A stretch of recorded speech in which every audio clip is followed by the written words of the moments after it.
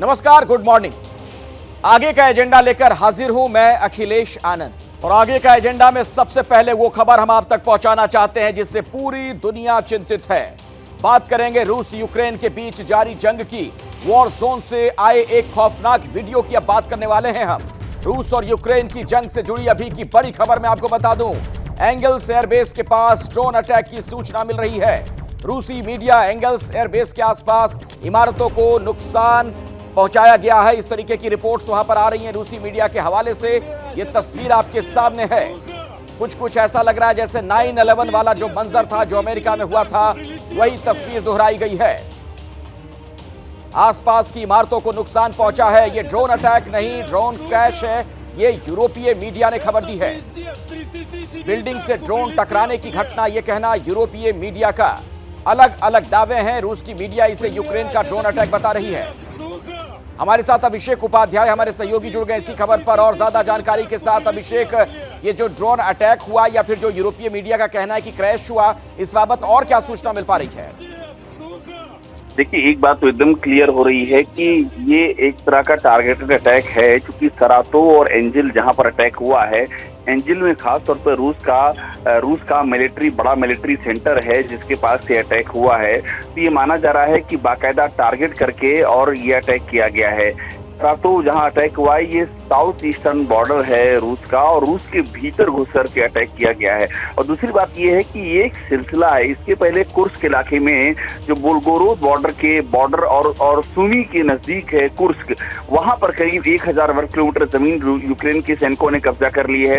करीब 96 रिसेटलमेंट हैं जहां पर वो काबिज हो गए हैं। तो पूरी तरह से प्लान्ड अटैक माना जा रहा है। लेकिन ड्रोन से जिस तरह से इमारत को पर हमला किया गया है, ये पहला है रूस के भीतर इस तरह का घातक अटैक। उस पूरे इलाके में जो इमरजेंसी सेवाएं हैं उनको एक्टिवेट कर दिया गया है, और वहां की जो प्रशासन है वो ये बता रहा है कि इस तरह का अटैक जब से ये वार शुरू हुआ है 2022 से आज तक रूस के भीतर कभी नहीं हुआ है। तो ये बड़ा अटैक है और इसके बड़े रिटेलिएशन की भी तैयारी है, जो हमको जानकारी मिल रही है। शुक्रिया अभिषेक इस जानकारी के लिए आपका। वाकई में ये तस्वीरें हैं बहुत डराने वाली, चौंकाने वाली। अगर इस तरीके के हालात वहां पर हो गए हैं, इस तरीके का अगर हमला किया गया है, तो जाहिर तौर पर उधर से भी इसकी प्रतिक्रिया देखने को मिल सकती है। ये 9/11 वाला मंजर लोगों के जहन में फिर से याद आने लगा है। इस खबर पर जैसे ही कुछ और अपडेट होगा, आगे वो सूचना आप तक पहुंचाएंगे। कोलकाता रेप मर्डर कांड की इसी से जुड़ी अभी की बड़ी खबर मैं आपको बताना चाहता हूं। पूर्व प्रिंसिपल संदीप घोष से आज सीबीआई की पूछताछ। सीबीआई दफ्तर पहुंचा है पूर्व प्रिंसिपल संदीप घोष, यानी लगातार सीबीआई की रडार पर उससे लगातार पूछताछ हो रही है। कई घंटों की पूछताछ हो चुकी है और आज भी पूछताछ होनी है। इस पूरे मामले में एक अहम किरदार के तौर पर सामने आया है Sandeep Ghosh. Kolkata rape murder case में अभी की बड़ी खबर, पूर्व प्रिंसिपल संदीप घोष से आज भी सीबीआई की पूछताछ होगी। सीबीआई दफ्तर पहुंचा है पूर्व प्रिंसिपल संदीप घोष। लगातार उससे पूछताछ की जा रही है। जांच एजेंसियों को उम्मीद है कि इससे कई अहम जानकारियां मिलेंगी। दरअसल ये रेप और मर्डर का मामला तो सामने आया ही, उसके साथ कई और भी खुलासे हो रहे हैं। मेरे साथ इस खबर पर कुछ और जानकारी के साथ मेरे दो सहयोगी जुड़ रहे हैं। वरुण जैन भी मेरे साथ मौजूद हैं जो सीबीआई ऑफिस से हमारे साथ जुड़ गए हैं, और आरजीकर हॉस्पिटल से रविकांत हमारे साथ हैं।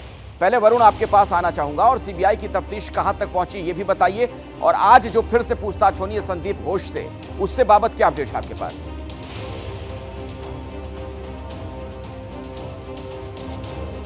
देखिए, संदीप घोष संजय राय सहित 7 लोगों का पॉलीग्राफिक टेस्ट करा चुकी है। सीबीआई का शुरुआत से मानना है कि लार्जर कॉन्स्पिरेसी हो सकती है। ऐसे में शनिवार को संदीप घोष के पॉलीग्राफिक टेस्ट के बाद आज उनका सीबीआई दफ्तर पहुंचकर पूछताछ में शामिल होना अपने आप में बेहद महत्वपूर्ण हो जाता है, क्योंकि शुरू से ही प्राइम सस्पेक्ट थे। सूत्र इस बात की जानकारी दे रहे हैं कि संदीप घोष की जो पॉलीग्राफिक टेस्ट के जरिए जो रिपोर्ट सामने आई है, जो उन्होंने जवाब दिए थे, उस रिपोर्ट के आधार पर आज जो सवाल जवाब है वो किए जाएंगे। इससे पहले जो 100 घंटे की पूछताछ थी वो तो एक सवालों की फहरिस्त थी, एक कॉन्ट्रडिक्शंस जो दूसरे बयानों के साथ उनके मिल रहे थे वो सामने रखकर पूछताछ कर रहे थे। लेकिन अब पॉलीग्राफिक टेस्ट की रिपोर्ट सामने आई है जिसमें कई सवालों के जवाब सही है, कई सवालों के जवाब गलत में है। तो ऐसे में जो सवालों के जवाब गलत है वो क्यों है उसको क्लैरिफाई किया जाएगा, यानी कहीं ना कहीं अभी भी जो संदीप घोष है वो सीबीआई के रडार पर है। हत्या और रेप के मामले में, भ्रष्टाचार के मामले में तो अलग छापेमारी चल रही है। जो कल सीबीआई की टीम ने करीब 10 से 12 घंटे उनके घर में छापेमारी की थी। एंटी करप्शन यूनिट थी, कई महत्वपूर्ण दस्तावेज और डिजिटल डॉक्यूमेंट बरामद किए थे। वो एक पैरेलल टीम काम कर रही है, लेकिन यहाँ पर हत्या और रेप के मामले में अभी भी सस्पेक्ट बने हुए हैं। और एक बार फिर से 100 घंटे की पूछताछ के बाद पॉलीग्राफिक टेस्ट हुआ, उसकी रिपोर्ट की किसी कंक्लूजन पर पहुंचने के बाद संदीप घोष की सीबीआई दफ्तर पर पहुंचना अपने आप में बेहद महत्वपूर्ण हो जाता है। अब देखना ये होगा कि आज शाम को संदीप घोष सीबीआई के दफ्तर से बाहर निकलते हैं या नहीं निकलते हैं। ठीक है वरुण, आप एक अहम जानकारी दे रहे हैं। जैसा कि आप कह रहे हैं उससे ये भी लग रहा है कि हो सकता है कि आज उसकी गिरफ्तारी भी हो जाए। कोलकाता के आरजीकर अस्पताल में भ्रष्टाचार के मामले में दरअसल एक बड़ा अपडेट है। सीबीआई को छापेमारी में वहां से कुछ डिजिटल सबूत मिले हैं, कई डॉक्यूमेंट्स के मिलने की बात सामने आ रही है। सूत्र का यह दावा है, हमारे सूत्रों का, कि करप्शन से जुड़ा बहुत कुछ मिला है। भ्रष्टाचार के मामले में कल सीबीआई ने 15 जगह छापेमारी की है। संदीप घोष के घर पर भी 12 घंटे तक सीबीआई की रेड हुई थी। बहुत कुछ है, बस बहुत कुछ है, बस बहुत कुछ है, बस बहुत कुछ है, बस। वरुण जैन के पास एक बार फिर से मैं आपको लिए चलता हूं। वरुण, वहां पर जो सीबीआई अधिकारी थे उनका कहना है, जब मीडिया कर्मी वहां से पूछ रहे थे उनसे कि आज की छापेमारी में क्या कुछ रहा, वो कह रहे हैं कि बहुत कुछ है। इसका क्या अर्थ निकाला जाए? देखिए, बिल्कुल जो भ्रष्टाचार का मामला है, सीबीआई की एंटी करप्शन यूनिट उसकी जांच कर रही है। सूत्र बेहद कॉन्फिडेंटली इस बात का जवाब दे रहे थे कि उनको कई डिजिटल और डॉक्यूमेंट्स एविडेंसेस जो है, जो भ्रष्टाचार अनियमितता के आरोप लगे थे, उसमें कल की छापेमारी में हाथ लगे हैं। 15 लोकेशन पर छापेमारी हुई थी अखिलेश। एक तो संदीप घोष का घर था, उनके जो राइट हैंड है आरजीकर हॉस्पिटल में ही डॉक्टर हैं देवाशीष, उनके छापेमारी हुई थी। आरजीकर हॉस्पिटल के एडमिन ब्लॉक में छापेमारी और साथ ही उन कंपनीज के दफ्तर पर भी जिनके ऊपर आरोप लग रहे थे। तो कई अहम दस्तावेज और जो डिजिटल डॉक्यूमेंट्स हैं वो हाथ लगे हैं। आज उनको एनालिसिस चल रहा है कि किस तरीके से कहाँ कितना क्या करप्शन हुआ, क्योंकि गंभीर आरोप अस्पताल के अंदर हर चीज़ के अंदर भ्रष्टाचार था। चाहे इक्विपमेंट्स खरीदने हो, मेडिसिन की टेंडरिंग हो, चाहे लैब एस्टेब्लिश करना हो, हर चीज़ के अंदर जो बायोमेडिकल वेस्ट था उसको लेकर भ्रष्टाचार के जो आरोप थे वो लग रहे थे। और उन्हीं से जुड़े जो दस्तावेज है, अहम दस्तावेज मिले हैं। तो अब यही देखना होगा कि जो गिरफ्तारी की तलवार संदीप घोष पे दो तरफा लटकी हुई है। रेप और मर्डर के मामले में यहाँ पे आज पूछताछ में शामिल होने आए हैं, वही सीबीआई की दूसरी टीम के पास अहम जो सुराग और जो सबूत है वो हाथ लगे हैं। तो अब संदीप घोष, अच्छा वरुण, मैं बीच में आपको रोकना चाहूंगा। इस खबर पर हम दोबारा लौटेंगे, कुछ और जानकारी दर्शकों तक हम पहुंचाएंगे इस पर, लेकिन सियासत की दुनिया से एक अपडेट है। जम्मू कश्मीर विधानसभा चुनाव के लिए बीजेपी की पहली लिस्ट जारी हो गई है। बीजेपी ने जम्मू कश्मीर में 44 उम्मीदवारों के नाम का ऐलान कर दिया है। पहले चरण की 10 सीटों पर उम्मीदवारों का ऐलान कर दिया गया है। आपको बता दें, कुछ नाम सामने आ रहे हैं। रियासी से कुलदीप राजे दुबे बीजेपी के उम्मीदवार होंगे। श्री माता वैष्णो देवी से रोहित दुबे को टिकट दिया गया है। बुधल से चौधरी जुल्फिकार अली उम्मीदवार होंगे। तो बीजेपी की यह पहली लिस्ट जारी हो गई है। आपको पता है, इस लिस्ट को लेकर मंथन का दौर बीजेपी में चल रहा था, कई अहम बैठकें हुई थी और यह माना जा रहा था कि आज किसी भी वक्त प्रत्याशियों की लिस्ट आ जाएगी, और बिल्कुल वैसा ही हुआ है। अब से बस कुछ देर पहले 44 उम्मीदवारों के नाम का ऐलान कर दिया गया है। मेरे सहयोगी नीरज पांडे इस वक्त मेरे साथ जुड़ गए। नीरज, कौन से खास नाम इस लिस्ट में शामिल हैं और किन चीजों का ख्याल रखा गया है? क्या कुछ आपको इसमें खास दिख रहा है? देखिए, अगले सब तक जो सूची आई है, 44 नामों की सूची आई है, जिसमें पहले चरण, दूसरे चरण और तीसरे तीनों चरणों के लोगों को जगह दी गई है। सबसे इंपॉर्टेंट नाम है इसमें सुनील शर्मा, जो श्रीनगर के प्रभारी भी हैं, भारतीय जनता पार्टी के बड़े नेता माने जाते हैं। उनको पडेर नागसैनी से चुनाव मैदान में उतारा गया है। देवेंद्र सिंह राणा, जो कि कभी नेशनल कॉन्फ्रेंस के बड़े नेता हुआ करते थे, उनको नागरोटा से चुनाव मैदान में उतारा गया है। सगुन परिहार किश्तवाड़ से चुनाव लड़ेंगी। इसके अलावा आप देखें तो बहुत सारे ऐसे नाम हैं जो भारतीय जनता पार्टी में लंबे समय से काम कर रहे हैं, वो मुस्लिम समाज के भी हैं। इसके अलावा वो जो वहाँ आरक्षित ST समाज है, यानी कि पहाड़ी समाज बोला जाता है, उसके भी बहुत सारे नाम हैं। जैसे पामपोर से सैयद शौकत गयूर अंद्राबी को चुनाव मैदान में उतारा गया है। राजपुरा से अरशद भट्ट को चुनाव मैदान में उतारा गया। शोपिया से जावेद अहमद कादरी को उतारा गया। अनंतनाग पश्चिम से मोहम्मद रफ़ीक बानी, अनंतनाग से सैयद वजाहत, बिजबेहरा से सोफ़ी यूसुफ, अनंतनाग पूर्व से वीर सराफ, इंदरवल से तारिक कीन, पांडे नागसोनी सुनील शर्मा, भदरवाह से दलीप सिंह परिहार, डोडा से गजय सिंह राणा, डोडा पश्चिम से शक्तिराज परिहार, रामबाण से राकेश ठाकुर, बनिहाल से सलीम भट्ट, हक्का दल से अशोक भट्ट, गुलाबगढ़ से मोहम्मद अकरम चौधरी, रियासी से कुलदीप राज दुबे, माता वैष्णो देवी से रोहित दुबे, सुंदरबनी से ठाकुर रणधीर सिंह, इसके अलावा जुल्फिकार अली को बुधल से उतारा गया है, सुरक्षित सीट है ये। धना मंडी से इकबाल मलिक, सुरन कोटे से सैयद मुश्ताक अहमद बुखारी को चुनाव मैदान में उतारा गया। पुछ हवेली से चौधरी अब्दुल गनी को चुनाव मैदान में उतारा गया।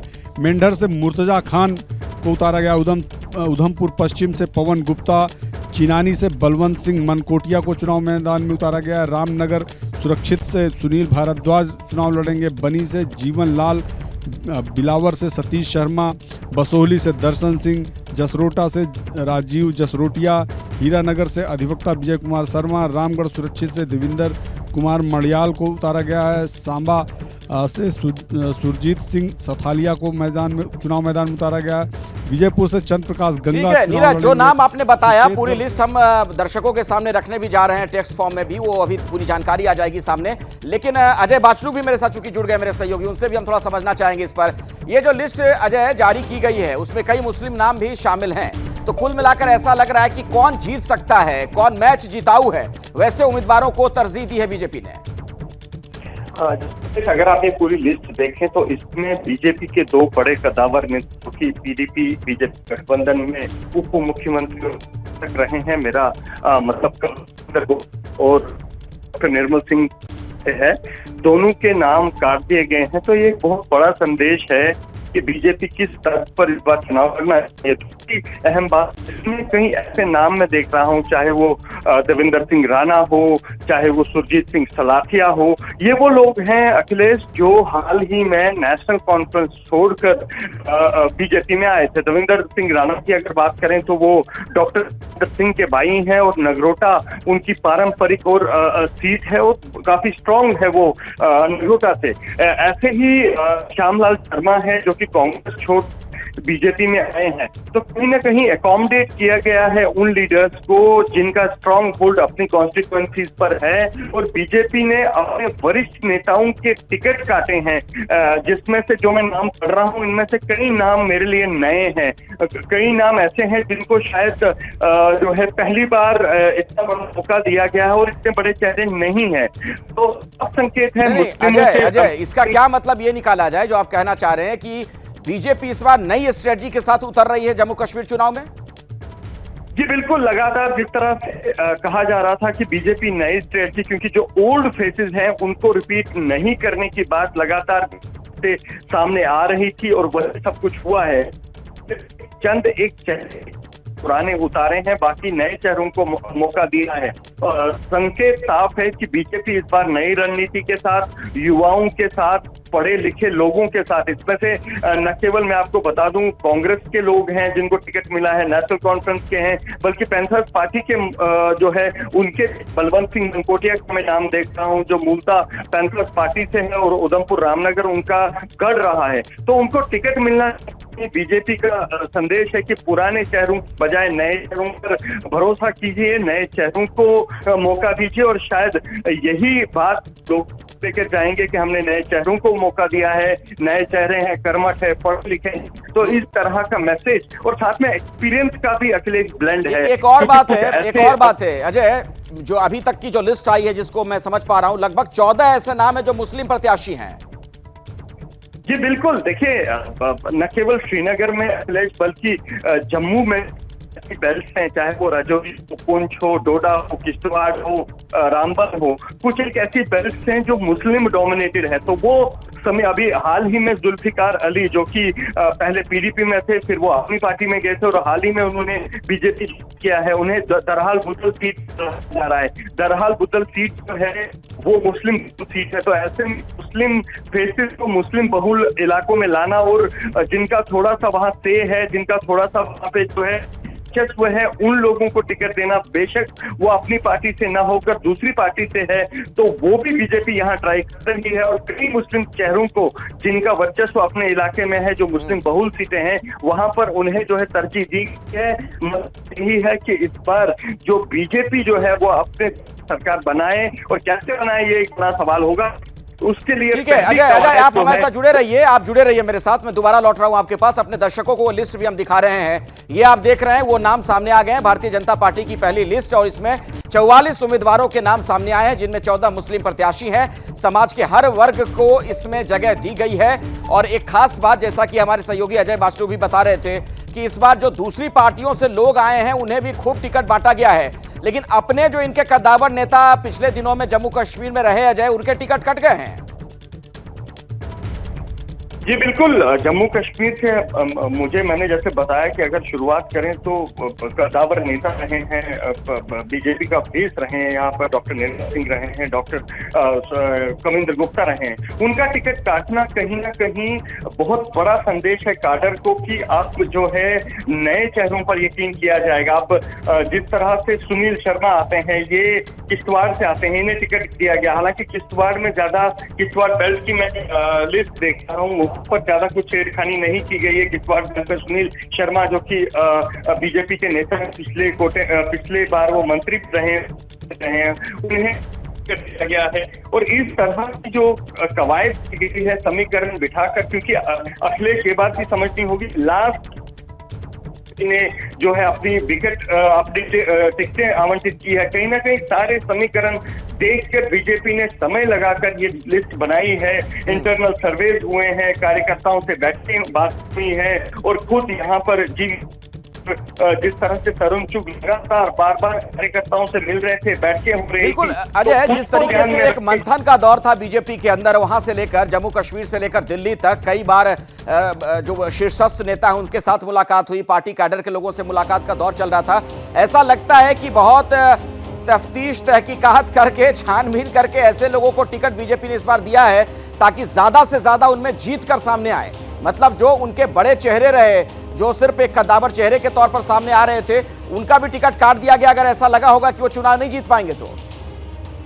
जी बिल्कुल, देखिए बीजेपी की अगर मैं बात करूं तो बहुत सारे मंत्री जो हैं वो इस लिस्ट से गायब हैं, और कुछ ऐसे लोग जो हैं जो पहली बार, अब जम्मू पूर्व की बात करें, युद्धवीर सेठी काफी समय से जम्मू पूर्व से वो सक्रिय है। पिछले दौर में उनकी धर्मपत्नी प्रिया सेठी मंत्री रही हैं, तो उनका जो होल्ड है वो जम्मू शहर में है, जम्मू ओल्ड सिटी में है, तो दिया गया है। नगरोटा से देवेंद्र सिंह राणा, जैसे मैंने बताया, लंबे समय से वो नगरोटा में काम कर रहे हैं। नगरोटा से वो नेशनल कॉन्फ्रेंस की कोटे से जीत कर आए हैं, अब उन्हें यहाँ अकोमोडेट किया गया है। इसी तरह से अरविंद गुप्ता हैं, युवा नेता हैं, उन्हें टिकट दिया गया है। श्यामलाल शर्मा, जिन्हें जम्मू नॉर्थ से टिकट दिया गया है। श्यामलाल शर्मा मैं बता दूं कद्दावर नेता रहे हैं कांग्रेस के कोटे से वो मंत्री रहे हैं, कांग्रेस के कोटे से वो हेल्थ मिनिस्टर रहे हैं, और पूरे इलाके में उनका वर्चस्व। तो अपने काडर को नेग्लेक्ट कर दूसरी पार्टियों के लोगों को, नेताओं को टिकट देना, ये पार्टी ने इस बार संदेश साफ कि वो जो है जम्मू कश्मीर में सरकार बनाना चाहती है, और इसके लिए जो है अजय, जिस तरीके से आप ये जानकारी दे रहे हैं, क्या उसका एक मतलब, उसका एक अर्थ ये निकाला जा सकता है कि इस बार जम्मू कश्मीर चुनाव में एक बिल्कुल बदली हुई बीजेपी उतर रही है? क्योंकि आप बार बार इस बात पर जोर दे रहे हैं कि इनके जो अपने कद्दावर नेता थे उनके नाम नहीं है लिस्ट में, जो काडर में थे लोग वो नहीं है, बल्कि आयातित लोगों को तरजीह दे रही है बीजेपी इस बार। अखिलेश, एक इंटरेस्टिंग नाम अगर मैं देखूं वो मोहनलाल भगत का है। मोहनलाल भगत जो है वो अखनूर रिजर्व कॉन्स्टिट्यूएंसी की गई है, उससे चुनाव लड़ रहे हैं। बता दूं अखिलेश, मोहनलाल भगत जम्मू कश्मीर पुलिस में एसएसपी रहे हैं और कुछ दिन पहले ही उन्होंने इस्तीफा दिया है और नाम आने से 2 या 3 दिन पहले उन्होंने जम्मू में बीजेपी ज्वाइन की है। तो सर्विंग एसएसपी को नौकरी से इस्तीफा देकर बीजेपी में शामिल कराना और एकदम से वहां से उन्हें टिकट देना, ये अपने आप में बताता है कि कितनी तरजीह इस बार बीजेपी ने, कितनी ग्राउंड लेवल की मॉनिटरिंग बीजेपी ने की है। हालांकि आकलन एक और एसएसपी का भी लग रहा था, मोहनलाल भगत के साथ एक और एसएसपी रैंक के अधिकारी शायद वो भी जो है इस लिस्ट में होंगे, लेकिन उनका नाम नहीं। ठीक है अजय, बहुत ही महत्वपूर्ण जानकारी आप दे रहे हैं। मैं दोबारा आपके पास लौटूंगा। अपने दर्शकों को हम बता दें, जम्मू कश्मीर विधानसभा चुनाव के लिए बीजेपी की पहली लिस्ट जारी हो गई है। बीजेपी ने 44 उम्मीदवारों के नाम का ऐलान कर दिया है। कुछ इसमें चौंकाने वाले नाम हैं और कुछ नामों का ना होना भी चौंका रहा है, क्योंकि ऐसे लोग थे बीजेपी के जो वहां पर बड़े चेहरे के तौर पर रहे लंबे वक्त से, उनका नाम इस लिस्ट में नहीं है, जबकि कई जो अभी अभी आए थे पार्टी में, उन्हें पार्टी ने टिकट देने का काम किया है। यानी जिसको आयातित कहते हैं, मतलब इंपोर्टेड थे जो लोग वहां मंगाए गए थे अलग अलग पार्टियों से, उन्हें इस बार बीजेपी ने टिकट देने का काम किया है। लेकिन अपने कुछ बड़े नामों को बीजेपी ने इसमें तरजीह नहीं दी है। खासतौर पर कविंद्र गुप्ता जैसा नाम जो है, या फिर निर्मल सिंह है, इनके टिकट कट गए हैं। अब इसका मतलब क्या है जरा समझते हैं। मेरे साथ नीरज भी लगातार हमारे सहयोगी जुड़े हुए हैं, बीजेपी से जुड़ी हर खबर आप तक पहुंचाते हैं। नीरज क्या समझा जाए, बिटवीन द लाइंस कुछ पढ़ सकते हैं इसमें?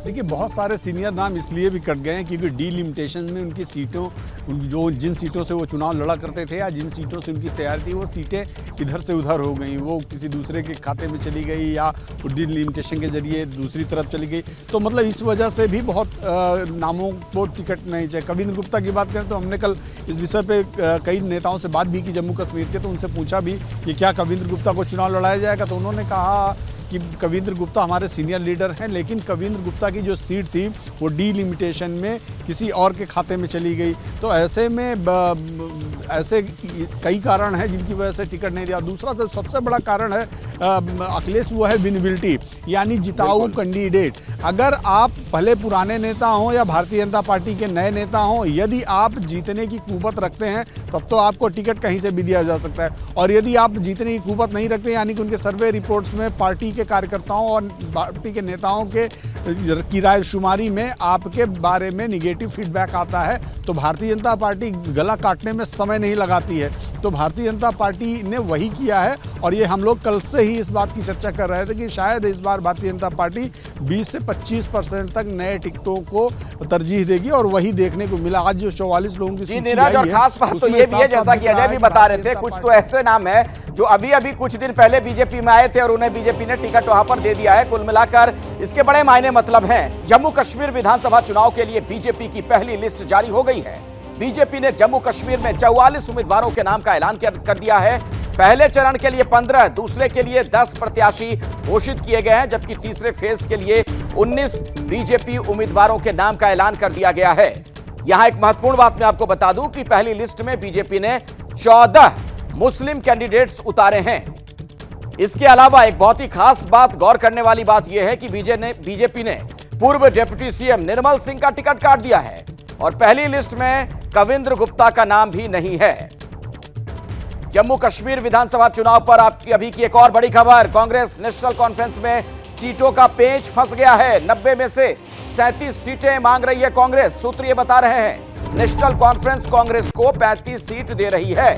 आज गठबंधन की तस्वीर साफ हो सकती है, ये बात कही जा रही है, चूंकि केसी वेणुगोपाल, सलमान खुर्शीद श्रीनगर रवाना हुए हैं, लेकिन सीटों को लेकर पेंच फंसता हुआ दिख रहा है। 90 में से 37 सीटें कांग्रेस मांग रही है। नेशनल कॉन्फ्रेंस का कहना है कि हम आपको 35 सीट दे सकते हैं। इसी खबर पर कुछ और जानकारी आप तक पहुंचाएंगे। मेरे सहयोगी जैनेंद्र हमारे साथ मौजूद हैं। जैनेंद्र, सीटों को लेकर क्या कोई दिक्कत आ रही है? बिल्कुल दिक्कत तो आ ही रही है। बड़ी बात यह अखिलेश की नॉमिनेशन का पहले चरण के नॉमिनेशन को केवल 2 दिन बचे हैं, आज और कल का दिन है, और अभी तक कांग्रेस और नेशनल कॉन्फ्रेंस के बीच सीटों का जो तालमेल है उसकी तस्वीर साफ नहीं है। पहले चरण की 24 सीटें हैं, उनमें से कांग्रेस की नजर 10 सीटों पर थी। कांग्रेस ने 10 सीटों पर उम्मीदवार भी जो है वो अंदर खाने तय कर लिए थे, लेकिन नेशनल कॉन्फ्रेंस जो है वो इतनी सीटें देने को तैयार नहीं हुई। कांग्रेस ने अपना दावा घटाया, अब कांग्रेस 8 सीटें मांग रही है, लेकिन नेशनल कॉन्फ्रेंस इसके लिए भी तैयार नहीं है। चूंकि ज्यादा समय नहीं है, सलमान खुर्शीद और केसी वेणुगोपाल को श्रीनगर रवाना किया गया है। मेरा ख्याल है वो पहुंच गए होंगे, अब से कुछ ही वक्त बाद वो श्रीनगर एयरपोर्ट पर लैंड करने वाले हैं, और इसके बाद अगले कुछ घंटों में वो बात करने की कोशिश करेंगे नेशनल कॉन्फ्रेंस लीडरशिप से। बड़ी बात यह है कि कांग्रेस और नेशनल कॉन्फ्रेंस लीडरशिप दोनों के जो टॉप नेता हैं वो आपस में संपर्क में हैं। कोशिश यही जारी है कि जो पेच है वो सुलझा लिया जाए और औपचारिक ऐलान आज दोपहर तक गठबंधन का कर दिया जाए। लेकिन जमीनी स्तर पर जो फ्रिक्शन है, इसकी वजह से पेच जो है वो उलझ भी सकता है, और कांग्रेस के आला सूत्र में ये बता रहे हैं कि अगर बात नहीं बनी तो फिर कांग्रेस अकेले चुनाव लड़ने का ऐलान भी कर सकती है। हालांकि ये विकल्प आखिरी है, और अगर ऐसा होगा तो जम्मू कश्मीर के विधानसभा चुनाव में ये एक बहुत बड़ा उलटफेर होगा। लेकिन उसके पहले पूरी कोशिश जारी है कि नेशनल कॉन्फ्रेंस के साथ बात बन जाए। जैसी जानकारी आपने दर्शकों को दी, नेशनल कॉन्फ्रेंस का ऑफर 35 का है, कांग्रेस की नजर 37 सीटों पर है। 2 से 3 ऐसी सीटें हैं जिस पर अभी भी बात नहीं बनी है। नेशनल कॉन्फ्रेंस कह रही है बीच के रास्ते के तौर पर दोस्ताना मुकाबला कर लेते हैं, लेकिन कांग्रेस उसके लिए तैयार नहीं है। आखिर में मैं बता दूं अखिलेश, राहुल गांधी और खरगे जब पिछले दिनों श्रीनगर पहुंचे थे, राहुल ने वहां पर एक महत्वपूर्ण बात कही थी। उन्होंने कहा था कि गठबंधन करेगी कांग्रेस, लेकिन कार्यकर्ताओं की कीमत पर नहीं। यही आधार है कांग्रेस के नेगोशिएशन का। जो नेशनल कॉन्फ्रेंस है, कांग्रेस कह रही है कि हमें कम से कम 37 सीटें चाहिए, पहले चरण में कम से कम 8 सीटें चाहिए। अगर नेशनल कॉन्फ्रेंस तैयार नहीं हुई तो फिर हो सकता है कि दोपहर तक श्रीनगर से कोई बड़ी खबर आ जाए, और अगर बात बन गई, ठीक है, इस पर नजर बनाकर रखिए जैनेंद्र, क्योंकि आप ये बड़ी जानकारी दे रहे हैं कि दोपहर तक कुछ और वहां से पता चल सकता है, कोई बड़ा अपडेट आ सकता है। फिलहाल शुक्रिया इस जानकारी के लिए आपका। और इस बीच जो बीजेपी की लिस्ट आ गई है उसके बारे में दर्शकों तक मैं जानकारी पहुंचाना चाहता हूं, क्योंकि जम्मू कश्मीर विधानसभा चुनाव के लिए बीजेपी ने भी पहली लिस्ट जारी कर दी है। 44 प्रत्याशियों के नाम इसमें हैं। पहले चरण के लिए 15 हैं, दूसरे चरण के लिए 10 प्रत्याशी घोषित कर दिए गए हैं। थर्ड फेज के लिए 19 बीजेपी उम्मीदवारों का ऐलान किया गया है। और मैं आपको यह बताऊं कि दरअसल पहली लिस्ट में बीजेपी ने 14 मुस्लिम कैंडिडेट भी उतारे हैं, यानी वो इलाके, वो विधानसभा क्षेत्र जो मुस्लिम बहुल हैं, वहां पर बीजेपी का चेहरा भी कोई मुस्लिम ही होगा। और बीजेपी ने पूर्व डिप्टी सीएम निर्मल सिंह का टिकट काट दिया, यह बड़ा महत्वपूर्ण है। और पहली लिस्ट में फिलहाल कविंद्र गुप्ता का नाम भी नहीं है, और कई नाम ऐसे हैं जो हाल ही में बीजेपी में आए थे। यानी कुल मिलाकर जो समीकरण देखने को मिल रहा है इन प्रत्याशियों के नाम में, वो ऐसा लगता है कि कौन चुनाव जिता सकता है, उस फैक्टर को देखते हुए ही यह लिस्ट जारी की गई है। क्योंकि कई सारे नाम ऐसे हैं उसमें जो अभी अभी बीजेपी में आए थे, थोड़े दिन पहले आए थे, और उन्हें बीजेपी ने टिकट फौरन दे दिया है। तो भारतीय जनता पार्टी की ये टिकट की सूची आ चुकी है। इसमें 44 नाम हैं अलग अलग फेज के लिए, और इनमें 14 मुस्लिम प्रत्याशी हैं, अलग अलग समाज के तबकों के लोग हैं। और खास बात यही कि कौन कहां से जीत सकता है, इस फैक्टर को ध्यान में रखते हुए ये टिकटों का बंटवारा किया गया है। आपको पता है कि बहुत लंबे वक्त से बीजेपी में मंथन का दौर जारी था। वहां के लोकल लीडर्स से मुलाकात हुई थी, शीर्षस्थ नेताओं से मुलाकात हुई थी, स्क्रीनिंग कमेटी की कई राउंड की बैठक हुई। जेपी नड्डा से लेकर अमित शाह, तमाम नेताओं ने इस बैठक में हिस्सा लिया था। और आखिरकार अभी कुछ देर पहले बीजेपी की यह पहली लिस्ट जम्मू कश्मीर के लिए आ चुकी है। पहली लिस्ट में 2-3 जो नाम नहीं है वो चौंकाते हैं, जैसे निर्मल सिंह का नाम हो, कविंद्र गुप्ता का नाम हो। आप पिछले कुछ सालों की बात अगर जम्मू कश्मीर में कर लें तो ये लोग बीजेपी के चेहरे के तौर पर रहे, किसी भी बड़े मुद्दे पर, किसी भी मसले पर बोलते हुए नजर आते थे, फेस के तौर पर दिखते थे। लेकिन अब इनका ना होना एक मैसेज ये भी है कि अब वहां पर ये बीजेपी थोड़ी बदली नजर आ रही है। यानी बीजेपी का चेहरा पिछले दिनों में जो जम्मू कश्मीर में देखने को मिला, वो आने वाले दिनों में अब बदल जाएगा। उत्तर प्रदेश के मथुरा में सीएम योगी ने विपक्ष पर बड़ा हमला किया। उन्होंने बांग्लादेश में हिंदुओं पर हो रहे अत्याचार पर विपक्ष के मौन पर सवाल खड़ा किया। उन्होंने आरोप लगाया कि विपक्ष बांग्लादेश पर बोलेगा उसका वोट बैंक खिसक जाएगा। सीएम योगी ने इस दौरान सनातन धर्म को लेकर भी बड़ा बयान दिया है। उन्होंने सनातन धर्म को राष्ट्रीय धर्म बताया है। तो सनातन धर्म को लेकर उत्तर प्रदेश के मुख्यमंत्री योगी आदित्यनाथ का यह बड़ा बयान, सनातन धर्म को हर हाल में बचाना चाहिए।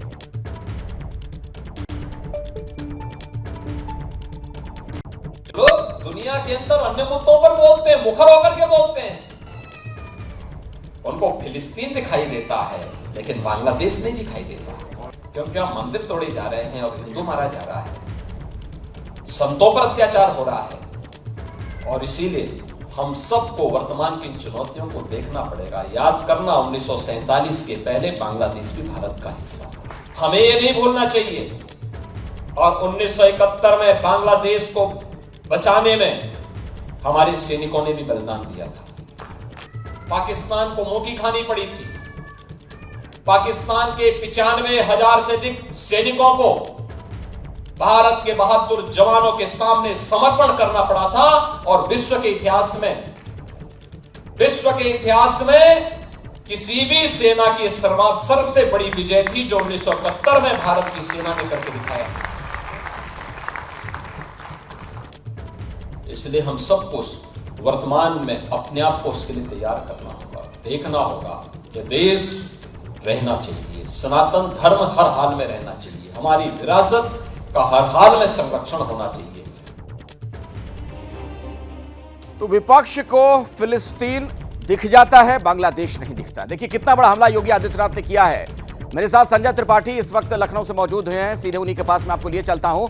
और सनातन को लेकर भी संजय बहुत मुखरता के साथ योगी आदित्यनाथ ने अपने विचार यहां पर रखे। उन्होंने कहा कि सनातन धर्म राष्ट्रीय धर्म है। बिल्कुल, देखिए अखिलेश, भारतीय जनता पार्टी को हमेशा से हार्डकोर हिंदुत्व की लाइन सटीक बैठती है। पिछले कई सारे के चुनाव के नतीजों में जो भारतीय जनता पार्टी ने जीत पाई है वो इसकी बानगी है, इसी का परिणाम है। और मुख्यमंत्री योगी आदित्यनाथ जो खुद भगवाधारी हैं वो हमेशा से हार्डकोर हिंदुत्व की लाइन लेकर चले हैं। उनकी सरकार के जो भी फैसले हुए हैं उनमें भी आप इसका रिफ्लेक्शन साफ तौर पर देख सकते हैं। ये अलग बात है कि 2024 में जब विपक्ष ने पीडीए फार्मूला अपनाया, हिंदू धर्म में जो अलग अलग जातियां हैं उनकी बात की और चुनाव में अप्रत्याशित जीत पाई। और अब उत्तर प्रदेश में जब 10 विधानसभा सीटों पर उपचुनाव हैं और इसके बाद 2027 के आम चुनाव हैं, तो उसके पहले भारतीय जनता पार्टी फिर से हार्डकोर हिंदुत्व की लाइन पर चलने लगी है, इसी मकसद से कि उसे निश्चित रूप से आने वाले चुनावों में इसका परिणाम देखने को मिलेगा। समाजवादी पार्टी और जितना भी विपक्ष है वो इसकी आलोचना भले ही करते रहे कि ये समाज में विभाजन करते हैं, भारतीय जनता पार्टी के लोग वो फूट डालते हैं, इस तरह की बातें करती रहे, लेकिन भारतीय जनता पार्टी, मुख्यमंत्री योगी आदित्यनाथ, अन्य जितने भी नेता मंत्री हैं सरकार के, वो लगातार सनातन धर्म की बातें कर रहे हैं, हार्डकोर हिंदुत्व की बातें कर रहे हैं। और अभी ही नहीं, आपने देखा होगा जब बांग्लादेश से ऐसी तस्वीरें निकल के आई थी जहां हिंदुओं पर अत्याचार हुआ था, तब भी इन सभी नेताओं ने मुखर होकर के हिंदुओं के पक्ष में बात कही थी और विपक्ष को घेरा था कि आखिरकार विपक्ष इस पर क्यों बोलने को तैयार नहीं है कि बांग्लादेश में हिंदुओं पर अत्याचार हो रहा है। तो बहरहाल 10 सीटों के जो बाई इलेक्शन हैं उनमें बेहतर परिणाम देखने की मंशा से इस तरह के बयान दिए जा रहे हैं। शुक्रिया संजय त्रिपाठी जानकारी के लिए आपका। तो जो उपचुनाव होना है उत्तर प्रदेश में आने वाले दिनों में, उसकी भी धमक इन बयानों में देखी जा रही है। अब बात कर लेते हैं एक और विवादित बयान की। किसान आंदोलन पर कंगना रनौत के बयान पर विवाद हो गया है। कांग्रेस नेता सुप्रिया श्रीनेत कंगना का वीडियो उन्होंने पोस्ट किया। कंगना की निजी राय या बीजेपी का मत, यह सवाल कांग्रेस की तरफ से पूछा गया है। कंगना कान पकड़कर माफी मांगे, यह कह रही है कांग्रेस। आखिर कंगना के उस वीडियो में क्या है, उन्होंने किसान आंदोलन को लेकर क्या बोला था? एक बार फिर सुप्रिया श्रीनेत की ओर से पोस्ट किए गए कंगना का वो जो बयान है वो सुन लेते हैं। जो बांग्लादेश में हुआ ना, वो यहाँ होते हुए भी देर नहीं लगनी थी। अगर हमारे इतने शीर्ष नेतृत्व जो हमारे इतने सशक्त नहीं होते, यहाँ पे जो फार्मर्स प्रोटेस्ट हुए, वहां पे लाशें लटकी थी, वहां पे रेप हो रहे थे। और जब वो किसानों के हितकारी बिल जो वापस लिए गए थे, तो पूरा देश जो है वो चौंक गया था। और वो किसान आज भी वहां बैठे हैं, उन्होंने कभी सोचा ही नहीं ये बिल वापस होगा। वो बड़ी लंबी प्लानिंग थी जैसे बांग्लादेश में हुई है। तो इस तरह के षड्यंत्र, और आपको क्या लगता है किसानों, चाइना, अमेरिका, इस तरह की जो विदेशी जो शक्तियां हैं वो यहाँ काम कर रही हैं। और ये फिल्मी लोग हैं, इनको लगता है कि इनकी दुकान चलती रहेगी अगर देश चाहे जाए भाड़ में। ऐसा नहीं होता है। देश अगर भाड़ में जाएगा तो आप भी साथ में भाड़ में जाएंगे। ये बात जो है इनको रोज रिमाइंड करानी चाहिए। पर खैर, जितनी इनकी बुद्धि है उतनी इनकी करतूतें भी हैं। मेरे साथ जैनेंद्र जुड़ गए हैं इस वक्त इसी खबर पर कुछ और अपडेट आप तक को पहुंचाएंगे। और जैनेंद्र, कहीं ऐसा तो नहीं कंगना ने ये जो किसान आंदोलन की तुलना बांग्लादेश की घटना से कर दी, सेल्फ गोल कर लिया, बैठे बिठाए कांग्रेस को एक बड़ा मुद्दा दे दिया? निश्चित तौर पर अखिलेश, और हरियाणा में 1 तारीख को वोटिंग होनी है। हरियाणा का काफी पार्टिसिपेशन था किसान आंदोलन में, और जाहिर सी बात है हम मान सकते हैं राजनीतिक तौर पे कि विधानसभा चुनाव से पहले, हरियाणा विधानसभा चुनाव से पहले कहीं ना कहीं कंगना ने एक सेल्फ गोल कर दिया है और अपनी पार्टी के लिए मुश्किलें बढ़ा दी हैं। देखिए, कंगना नई नई राजनीति में आई हैं, वो कॉन्स्पिरेसी थ्योरी पढ़ती हैं, चर्चा करती हैं, उसको सच मान लेती हैं और उसका फिर प्रसार करती हैं, और उन्हें लगता है कि बहुत बड़ा खुलासा कर रही है। दरअसल एक्सपोज वो अपनी समझ को कर रही होती हैं। किसान आंदोलन जो हुआ, उसके नेताओं से भारत सरकार ने विज्ञान भवन में कई दौर की वार्ता की। अभी भी जो किसान आंदोलन चल रहा है उसको लेकर के सुप्रीम कोर्ट में सुनवाई चल रही है, सड़क मार्ग को खोलने को लेकर के। तो कंगना को लगता है कि अगर किसान आंदोलन के पीछे विदेशी ताकतें हैं तो वो कहीं ना कहीं अपनी सरकारों पर और व्यवस्था पर सवाल खड़े कर रही हैं, और राजनीतिक तौर पर अपनी पार्टी के लिए तो मुश्किलें बढ़ाई रही हैं। कांग्रेस ने इस इशू को उठा लिया है और सुप्रिया श्रीनेत ने कंगना के बयान पर सोशल मीडिया पर पोस्ट किया है कि इस बयान का जवाब जो है वो कांग्रेस नहीं देगी, हरियाणा की जनता देगी। तो जाहिर है कि बीजेपी के लिए अब जवाब देना मुश्किल होगा। और मैं देख रहा हूं कांग्रेस लगातार सोशल मीडिया पर जो है पंजाब बीजेपी के नेताओं को टैग करके सवाल पूछ रही है कि क्या वो कंगना के इस बयान से सहमत हैं। तो जाहिर है कि कंगना ने किसान आंदोलन पर जो निशाना साधा है, दरअसल उससे मुश्किलें उन्होंने अपनी पार्टी के लिए बढ़ा दी हैं। जी ठीक है जैनेंद्र, बहुत बहुत धन्यवाद फिलहाल आपका इस जानकारी के लिए।